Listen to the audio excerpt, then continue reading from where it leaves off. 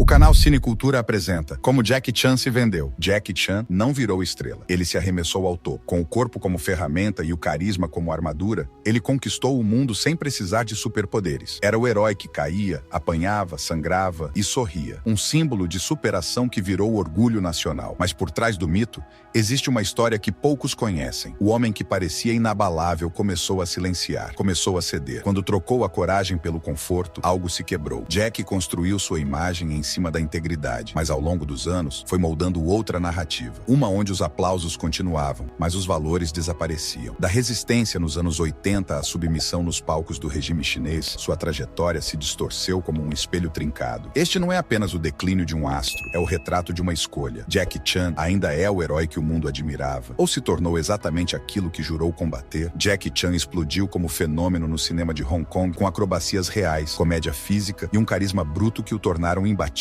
Projetou-se como o herói do povo, incorruptível, humilde, engraçado, o homem comum que não desiste. Seus personagens não eram super-humanos, mas humanos que superavam. Essa imagem de bom rapaz, trabalhada com precisão em seus filmes, virou sua marca global. O público confiava nele dentro e fora da tela. Jack construiu um império com suor, sangue e ossos quebrados, sempre sorrindo, sempre se levantando. A Ásia via nele um orgulho nacional e o mundo uma nova lenda do cinema. Em meio ao fervor político da China, Jackie Chan se posicionou a favor dos estudantes nos protestos da Praça de Tiananmen. Um gesto breve, mas simbólico, que o colocou do lado do povo em um dos momentos mais delicados da história moderna do país. Sua imagem pública, até então moldada apenas por personagens heróicos, ganhava agora contornos de ativismo real. Foi a última vez que Jack se posicionou contra o regime chinês. Aquele apoio inicial seria enterrado com o tempo e substituído por silêncio, conveniência e uma aproximação progressiva com o poder que outrora criticara. Jackie Chan mergulhou no mercado de endossos na China, enquanto o país se abria ao capitalismo. Sua imagem de herói confiável virou ouro para empresas que precisavam de rostos conhecidos. Mas logo sua reputação entrou em crise. Marcas promovidas por ele começaram a falir. A maldição de endosso nasceu com quedas dramáticas no valor de empresas como a Subor Learning Machine e o Shampoo Bang, envolvido em escândalo de químicos cancerígenos. O público, antes devoto, passou a desconfiar. O mito começou a rachar. O homem que parecia tocar em tudo com sucesso, agora deixava um rastro de fracassos. Com o sucesso estrondoso de Rush Hour e Shanghai Noon, Jackie Chan se reinventou como estrela de Hollywood. Enquanto conquistava o Ocidente com humor e pancadaria sincronizada, sua imagem se multiplicava em outdoors e comerciais chineses. Endossava desde refrigerantes até aparelhos eletrônicos, mas a maldição persistia. A Funacola fracassou, a Idol VCD faliu com o CEO preso, uma rede de autopeças foi pega em crimes fiscais e até ar-condicionado explodiram. O prestígio internacional contrastava com a desconfiança doméstica. Ele era um rosto presente em tudo, mas agora associado a tudo que dava errado. 2007, Rush Hour 3 estreou com grande expectativa, mas entregou apenas mais do mesmo. A fórmula estava desgastada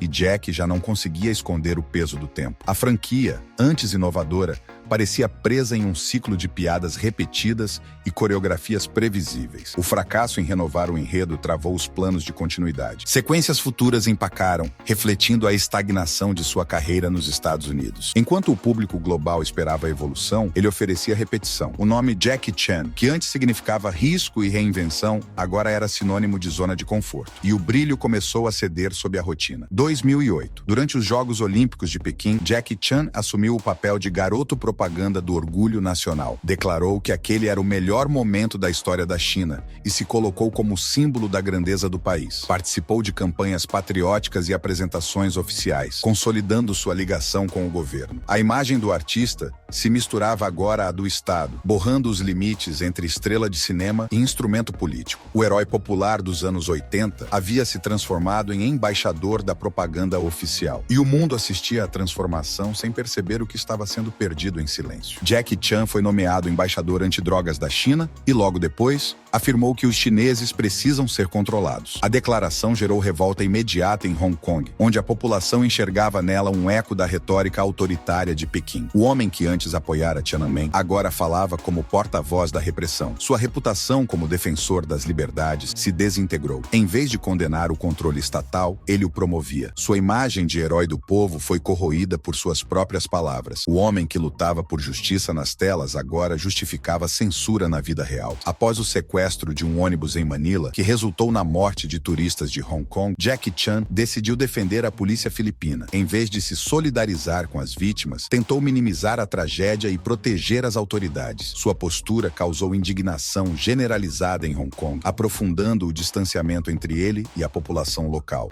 A confiança que havia construído por décadas se desfez diante de sua frieza. Jack parecia mais preocupado com sua diplomacia internacional do que com justiça. A resposta ao massacre expôs sua desconexão completa com as pessoas que um dia o idolatraram. Jackie Chan declarou publicamente seu desejo de ingressar no Partido Comunista Chinês. Não apenas demonstrou apoio, mas afirmou que o PCC deveria ser elogiado por sua capacidade de administrar a China. Sua fala foi vista como uma traição final em Hong Kong, onde a população enfrentava o avanço do autoritarismo. O artista outrora considerado rebelde agora se entregava ao partido que calava vozes. A adesão ao regime deixou claro: Jack não era mais um herói do povo, mas uma peça da engrenagem. A transformação era completa. Ele havia escolhido um lado, e não era o do povo. Em entrevista, Jackie Chan afirmou que os Estados Unidos eram o país mais corrupto do mundo. A crítica, vinda de alguém que fizera fortuna em Hollywood, soou hipócrita e oportunista. A declaração foi amplamente divulgada pela mídia estatal chinesa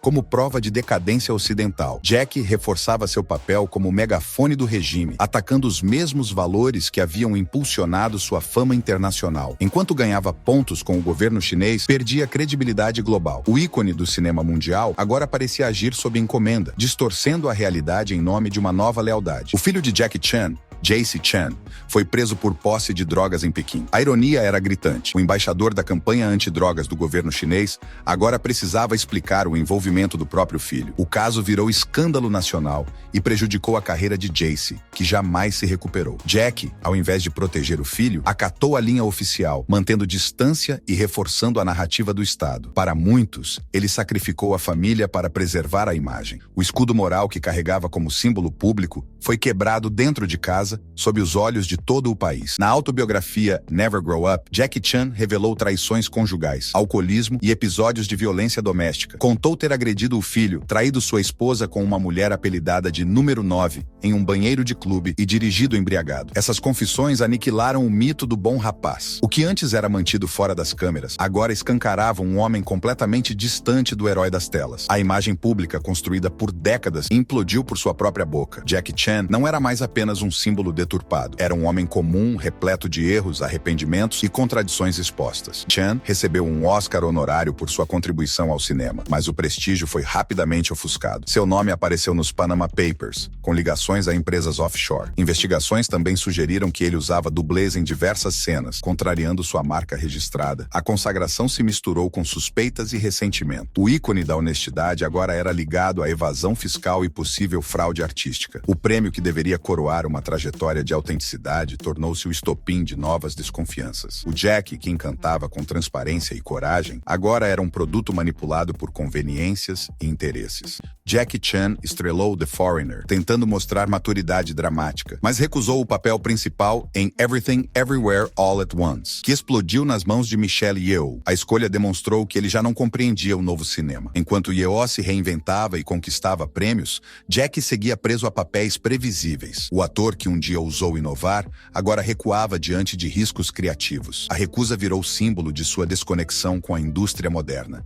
Ele não perdeu apenas um papel, perdeu o momento. A lenda estava viva, mas cada vez mais à margem do próprio tempo. Durante os protestos de Hong Kong contra a lei de extradição, Jackie Chan declarou apoio irrestrito à polícia e à bandeira chinesa. Suas palavras foram recebidas como uma traição por muitos. O silêncio diante da repressão violenta contrastava com o apoio que um dia ofereceu em Tiananmen. Ele se tornava, aos olhos de Hong Kong, não apenas omisso, mas cúmplice. Seu rosto, antes estampado com orgulho nas ruas da cidade, virou alvo de críticas e rejeição. Jack não era mais um símbolo de resistência. Era o artista que se curvava voo, que trocou liberdade por estabilidade e fama oficial. No auge da pandemia, Jackie Chan participou do gala de Ano Novo da CCCTV com uma canção que logo se tornaria irônica. Falava de esperança e prosperidade. Dias depois, sua mansão em Pequim foi apreendida e leiloada, associada a uma facção política em queda. A notícia explodiu nas redes, expondo suas ligações com nomes do alto escalão agora em desgraça. O império silencioso que havia construído na China revelou rachaduras. Sua imagem de segurança e solidez desabava junto com os aliados que o sustentavam. Pela primeira vez, Jack parecia vulnerável e a confiança do sistema instável. Mesmo diante das polêmicas, Jackie Chan reafirmou seu desejo de entrar oficialmente no Partido Comunista Chinês. Disse que admirava sua estrutura, seu poder de organização e disciplina. A frase virou manchete nos jornais estatais, celebrada como gesto de lealdade. Em Hong Kong, a declaração soou como escárnio. O ator que um dia simbolizou o orgulho local agora beijava a mão do poder central. O distanciamento com sua cidade natal era irreversível. Jack deixava claro que não havia mais espaço para neutralidade. Sua escolha estava feita, e ela não era mais pelo povo,